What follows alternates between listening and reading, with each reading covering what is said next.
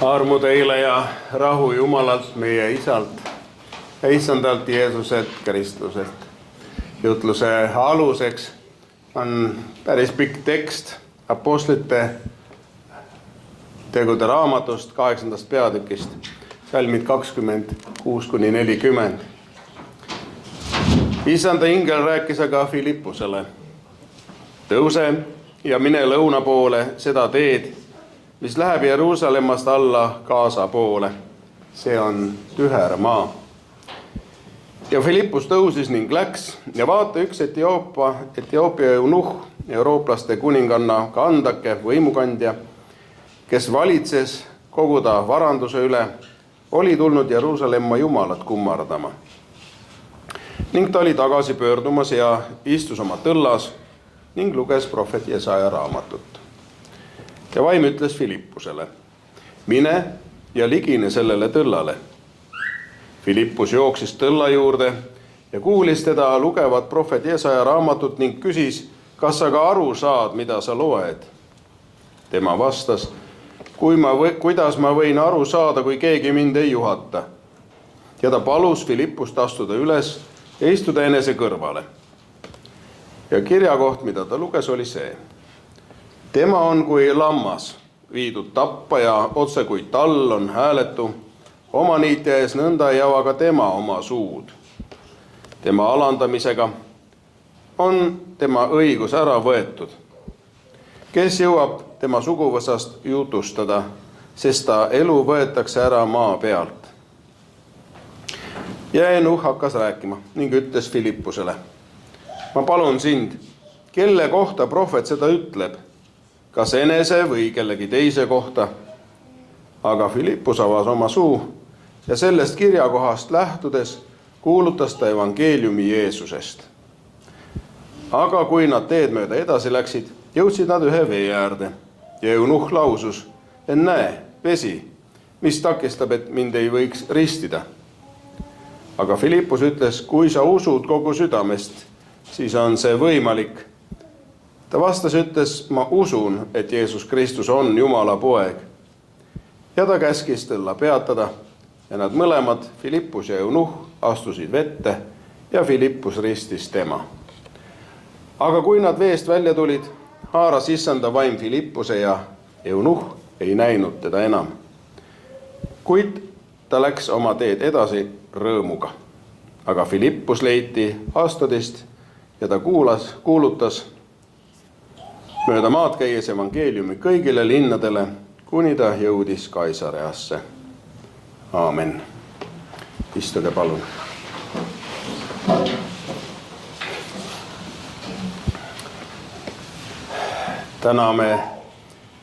Tänane jutlus on kallutatud püha vaimu juhtimise suunas. Et kes on juhitud Jumala vaimu poolt, see on Jumala laps, oli Roomaste kirja aluseks. Algusest Timo luges. Ostsin hiljaaegu omale noateritaja, sest mul oli uus nuga, vajas teritamist. Ja kui ma olin ära teritanud, siis selgus, et see nuga oli nürim, kui ta enne oli. Ja mõtlesin, et mis värk, et kas on küsimus teritajas või on küsimus selles, kes teritab. Ja siis kõnetas Jumal kuidagi mind oma vaimu kaudu või ma vaatasin neid videoid ja jätkasin seda teritamise protsessi uurimist ja lõpuks selgus, seal üks mees ütleb, et teritamises on oluline kunst mitte teha selle järgi, mida sulle öeldakse, vaid ära tunnetada seda, mida sa teed. Ja siis Jumala kõnetas kuidagi oma vaimu kaudu või tema äratundmise kaudu või Jumala vaimu juhtimisest äratundmist. Et vahel meile öeldakse, jah, Jumala vaim juhib. Ja siis sa ütled, no olgu juhib. Ja siis sa paned puusse. Et kuidas siis nagu paremini aru saada, siis ongi see, et tegelikult sa pead siis uuesti nühkima ja siis sul tekib lõpuks tunnetus ja lõpuks ongi see nuga teravam. Lõpuks ongi see, et sinu meel on erksam, et mõista, kui Jumala vaim sind kõnetab. Võib kõnetada ka sinu oma mõtted ja oma mõistus, võib kõnetada ka hoopis kuri, et on oluline vahet teha. Ja see on siis siit läheme edasi jutlusega. Et see on oluline siis nagu teritage ennast, katsume läbi ja siis praktiseerime ja saame Jumalaga lähedasemaks. Tänase jutluse pealkirjaks oleks laias laastus, kui Jumal saadab tühermaale. Sissejuhatuseks olgu öeldud, et Jumal juhib ootamatult. On olukordi elus, kus Jumala juhtimine tundub kummaline. Meil läheb hästi, kõik on justkui paigas ja siis avaneb uus uks. Mitte edasi, vaid hoopis kõrvale. Mitte rahva hulkade ette, vaid hoopis üksindusse. Mitte sinna, kus on loogiline, vaid sinna, kus on tühermaa. Just nii algab tänane lugu. Issanda ingel ütleb Filippusele, tõuse ja mine tühermaale, tühjale maale, sinna, kus midagi ei ole. Kui me loeme apostlite tegusid, siis teame, et Filippusel läks hästi. Samaarias kuulasid teda paljud, inimesed said terveks, oli rõõmu, oli liikumist, oli näha vilja ja siis ütleb Jumal, mine ära. See meenutab olukorda, kus inimene on leidnud hea töökoha, kollektiiv on hea, palk on kindel ja siis tekib sisemine tunne, et tuleb midagi muuta. Mitte sellepärast, et kõik oleks halb, vaid sellepärast, et Jumal kutsub edasi. Filippus ei küsi, miks. Ta ei küsi ka, kui kauaks. Ja ta ei küsi ka, et kas see on ikka vajalik. Filippus ütleb lihtsalt, ei ütlegi midagi. Tekst ütleb, et Filippus tõusis ning läks. Siin on esimene oluline sõnum meile täna. Jumal kasutab inimesi, kes on valmis liikuma ka siis, kui nad ei näe tervet pilti. Sageli tahaksime teada kogu teekonda nagu Google Mapis, kus on algus, kus on lõpp ja aeg, kui kaua mul kulub sinna liikumiseks. Aga Jumal annab sageli ainult järgmise sammu.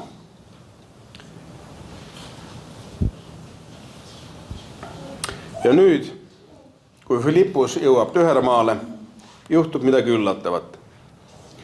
Filippus ei kohtugi mitte tühjusega, vaid inimesega keset tühjust.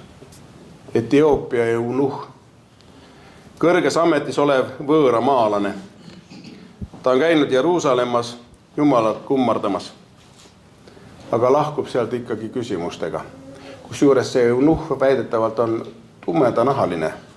Ta on tulnud teist poolt Punast merd, kui te mõtlete kaardi peale. Kui pikk tee oli Jeruusalemma, kuhu ta tuli kummardama. See on vahepala.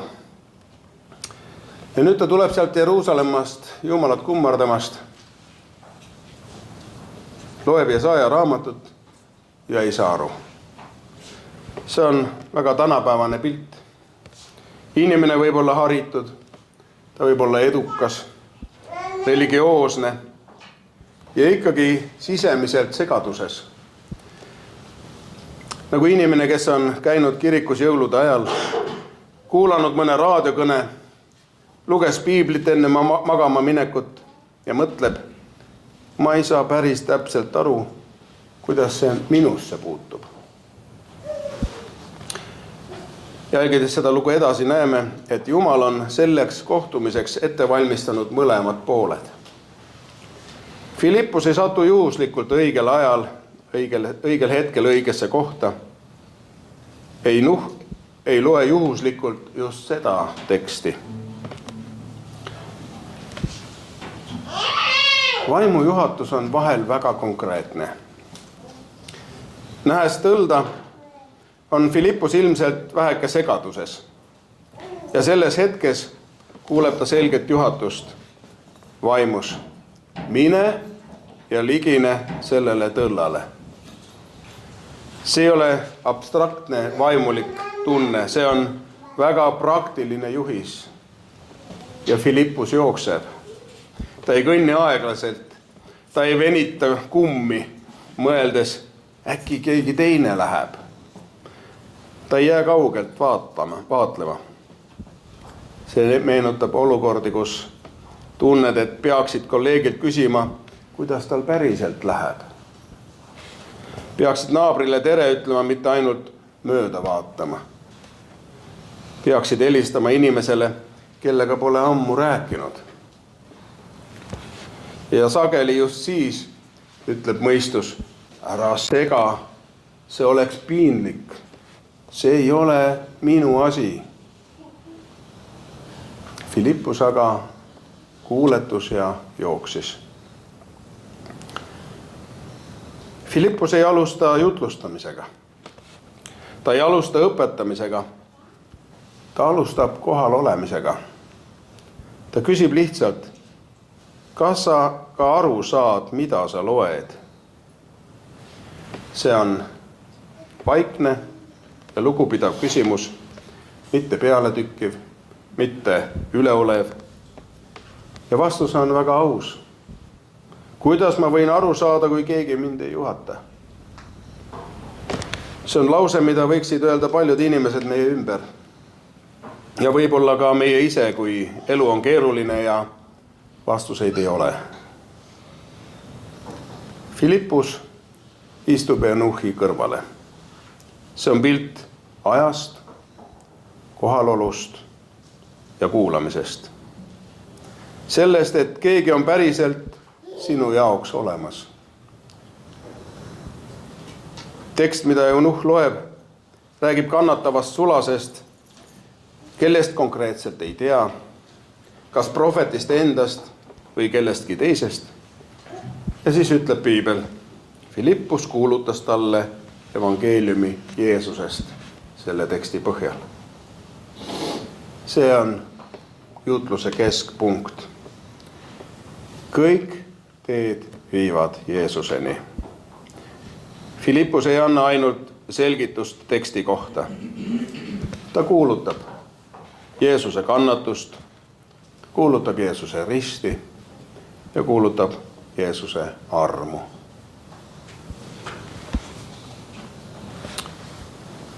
Kui nad jõuavad vee äärde, küsib Eunuch, mis takistab, et mind ei võiks ristida? Ja see küsimus on, mis sünnib usust. Ta ei küsi, kas ma olen piisavalt tubli, kas ma olen piisavalt hea, kas ma olen korralik. Ta küsib, kas on miskit, mis võiks seda takistada? Ja vastus on, ei ole. Pärast ristimist kaob Filippus, aga Eunuch läheb oma teed edasi rõõmuga. See ei ole lärmakas rõõm. See on vaikne kindlustunne, nagu inimene, kes pärast pikka sisemist võitlust tunneb lõpuks rahu ja teab, ma olen leitud, ma olen vastu võetud, ma kuulun perekonda. See lugu tuletab meelde meile, et Jumal on see, kes saadab kas siis meid või kedagi meie juurde. Jumal on see, kes juhib, andes konkreetseid suuniseid. Jumal on see, kes kohtab iga inimest isiklikult. Kokkuvõte. Apostlite tegude lugu Filippusest ja Etioopia eunuhist tuletab meile meelde, et Jumala juhtimine ei vii alati sinna, kus on mugav ja loogiline. Mõnikord kutsub Jumal meid tühermaale. Kohta, mis näib tühi, kõrvaline või isegi mõttetu. Ometi just seal on Jumal juba tegutsemas. Filippus on eeskujuks inimestele, kes on valmis liikuma ka siis, kui ta ei mõista kogu pilti. Ta kuuletub, läheb ja usaldab. Ja tühermaal ei oota teda tühjus, vaid keegi inimene. Keegi, kes otsib, kellel on küsimused ja igatsus mõista. Jumala vaim, juhib Philippust väga konkreetselt ning kohtumine saab alguse kuulamisest, mitte õpetamisest. Evangeeliumi keskmes ei ole meetod ega seletus, vaid Jeesus ise. Tema kannatus, tema arm, tema pääste. Kui see sõnum jõuab südamesse, sünnib usk, otsus ja vaikne, kandev rõõm.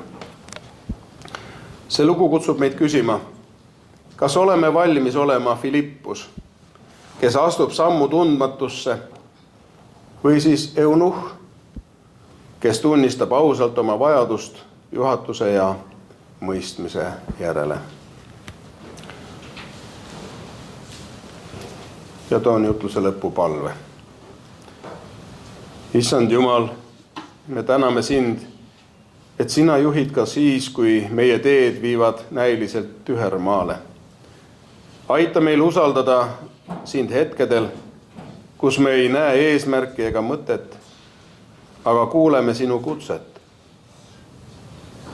Anna meile Philippuse süda, valmidus tõusta ja minna, julgus kuulata sinu vaimu häält ja armastust märgata inimest enda kõrval.